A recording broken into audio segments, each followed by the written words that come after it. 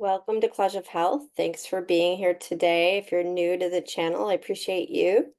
And if you're coming back, I appreciate you also.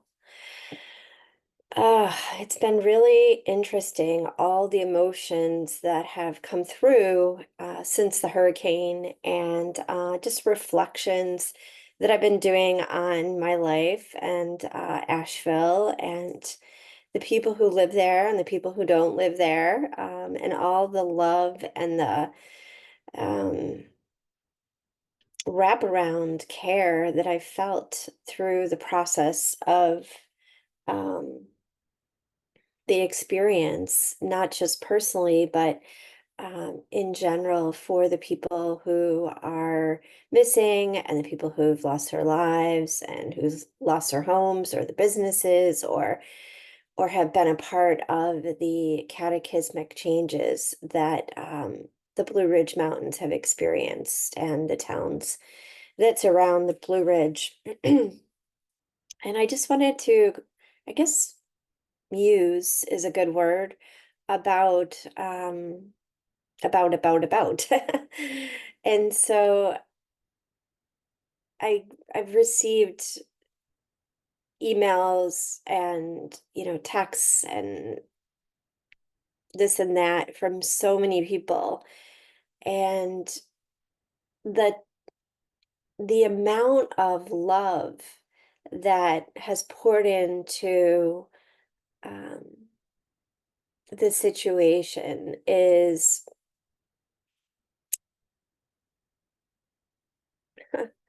really beautiful, just really beautiful. And I think we think of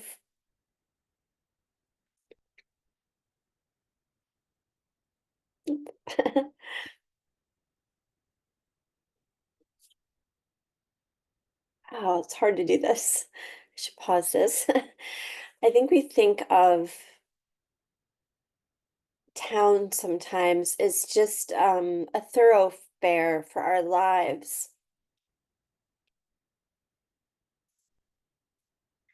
But there's something about Asheville.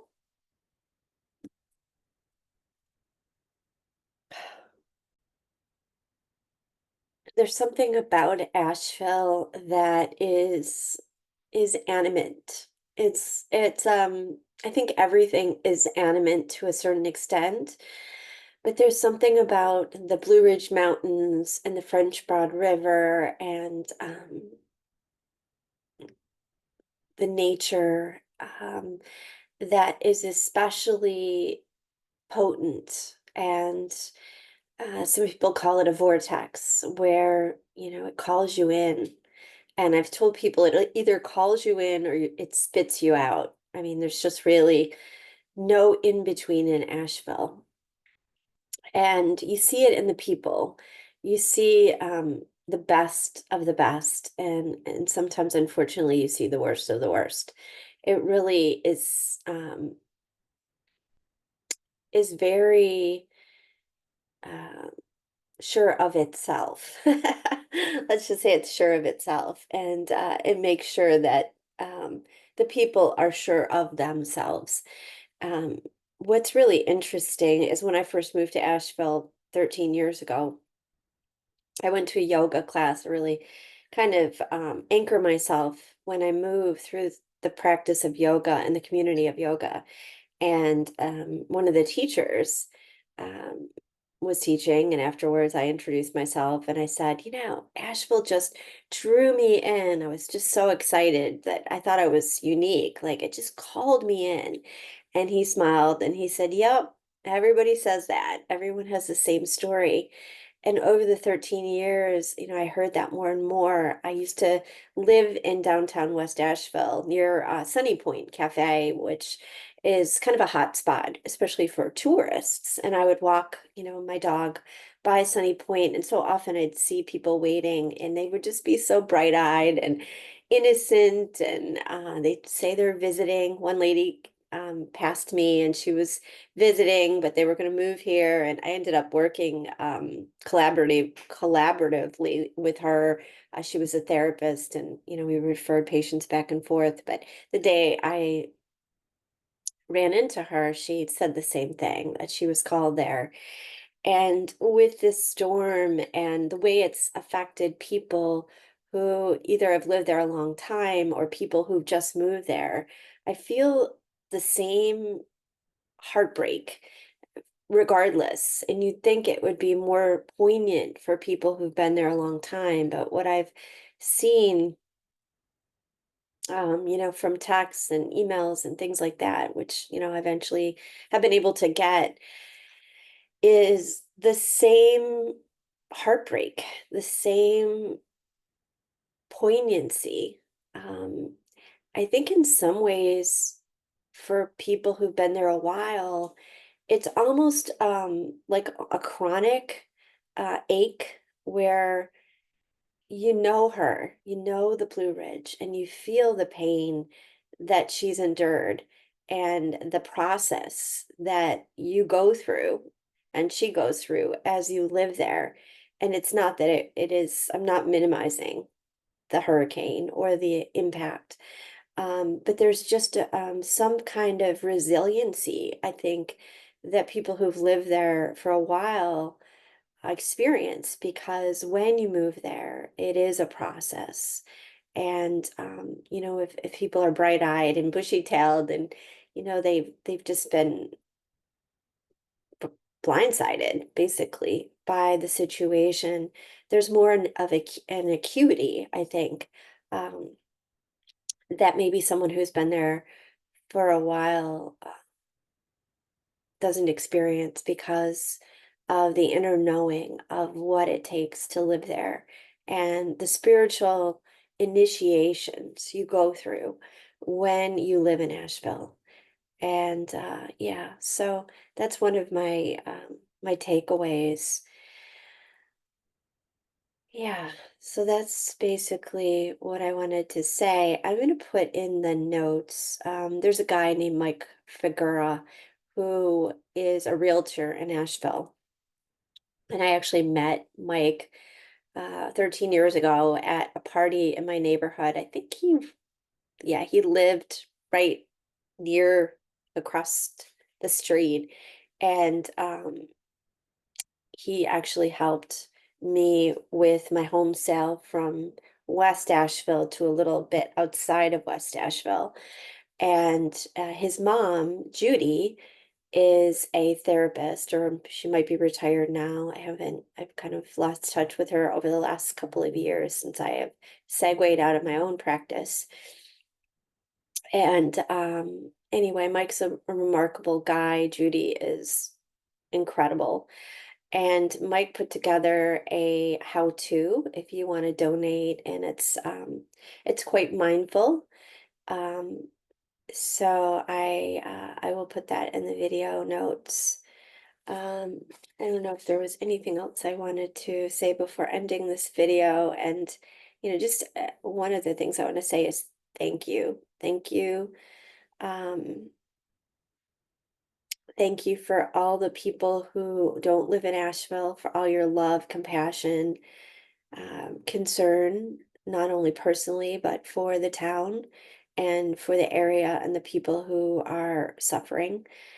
And if you live in Asheville, thank you for riding this wave uh, with me, with us, with her, and just being in the moment of what our experience is, and keeping an open heart, because that is really all I've seen. I haven't really honestly seen much. I've really been in my bubble. But when I have gone out, my experience has been um, just really heartening. So thank you. I just wanted to say one last thing. I have a good friend who is just one of those people that's willing to help anyone at any time. And for personal reasons that are very legit, even if they weren't, every reason is legit, but his is especially legit. He's had to leave town, and he is a hands-on dude where he really wants to get out there and help. Um, but he has some family situations that has really required him for to not be in Asheville. And I think most of us feel like we want to help and we want to get in there. And fortunately, it seems like there are many, many people who are volunteering and are first line workers. And we're all trying to figure out like how can we help? The GoFundMe's and the buying supplies and cleaning up and all of that is so needed. And I think we forget that we can help through prayer, through meditation, through cleaning up our own life, our own inner self. And that, to me, does as much for the collective as the other. It's just how do we want to help? Do we want to help in a yang way or do we want to help in a yin way?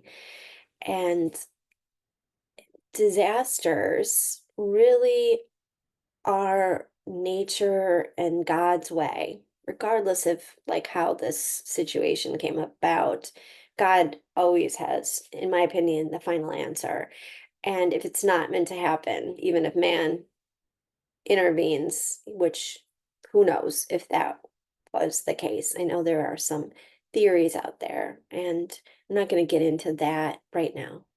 Um, I think that however life plays out, it always allows us an opportunity to what can I do not only outside of me, but also inside of me?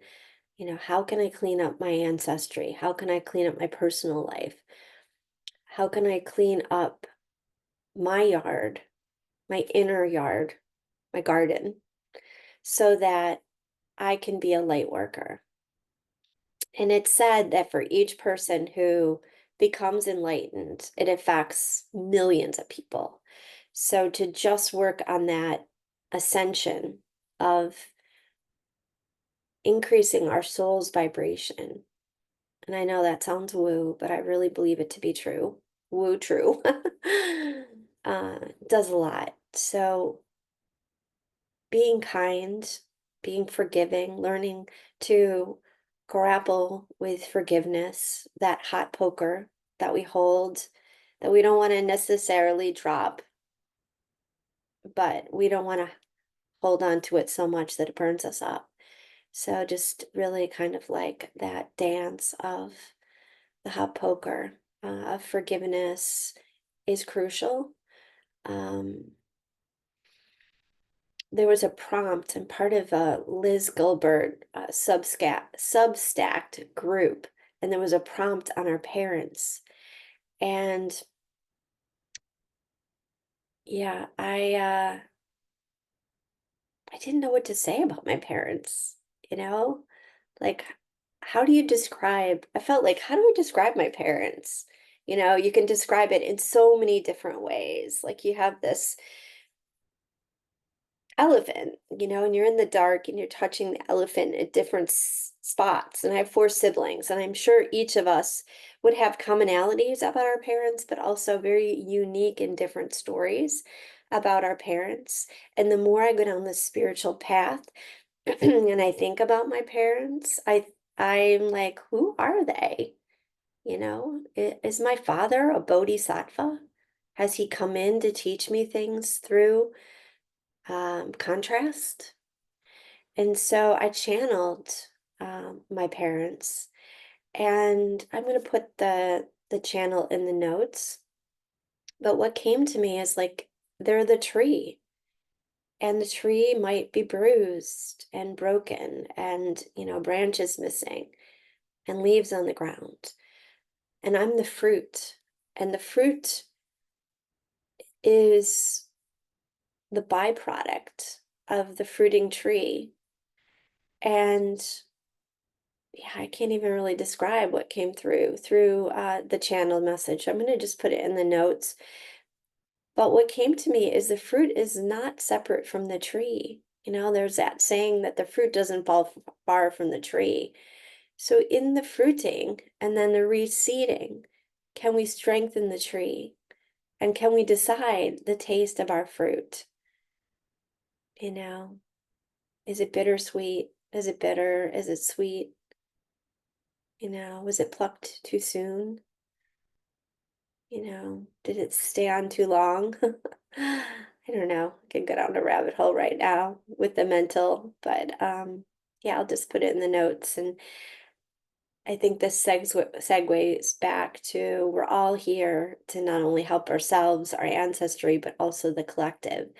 And sometimes we don't have to reach out of ourselves to do the work. We can just go inside. So, thanks for listening to my musing, and have a great day.